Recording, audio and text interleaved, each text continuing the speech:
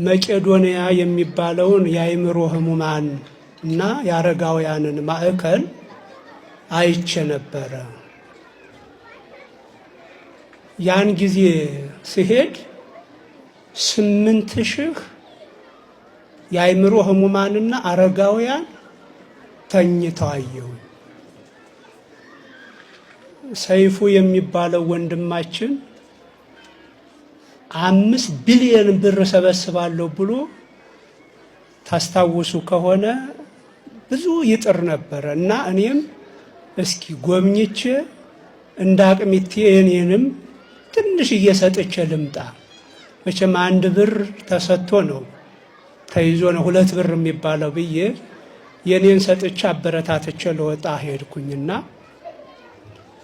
ያን ሁሉ ሰው አየሁኝ። እንደው ከዛ ወዲህ ጀምሮ ከልቤ ላይ ያሉ ሰዎቹ እና ሰሞኑንም በሄድኩበት ዓርብ ዕለት እንደው ለትንሽ ደቂቃ ልጎብኝ ብዬ ሄድኩኝ። ከ8000 ላይ 500 ሰው ደግሞ ተጨምሯል። 8500 አረጋውያንና የአእምሮ ህሙማን አሉ። የሚገርማችሁ ከ8500 መካከል 70% ወጥተው ራሳቸውን ችለው መጸዳዳት አይችሉም። በቀን 3 ጊዜ ዳይፐር ይቀየርላቸዋል። አይገርማችሁም? 70%።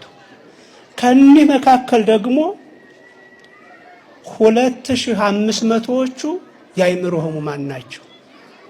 የት እንዳሉ ቀኑ መቼ እንደሆነ ጨለማ ይሁን ብርሃን ይሁን የማያውቁ ናቸው። የገረመኝ ከዚህ መካከል ትልልቅ ፓይለቶች አሉ። ትልልቅ ህንፃዎችን የገነቡ መሐንዲሶች አሉ። አእምሮአቸው ፈርሶ እንደው የሚገርም እኮ ነው። ገና እኮ ነገ ምን እንደምንሆን አልታወቀም እኮ ምን እንደምንሆን አይታወቅም። ምን እንደምንሆን ዜር ያስመልክታችሁ።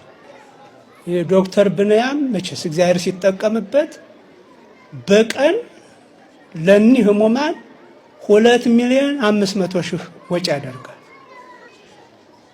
46 ቅርንጫፎች አሁን ከፍቷል። እና እነዚህ ሰዎች ሀገር የሰሩ ናቸው ብዙዎቹ።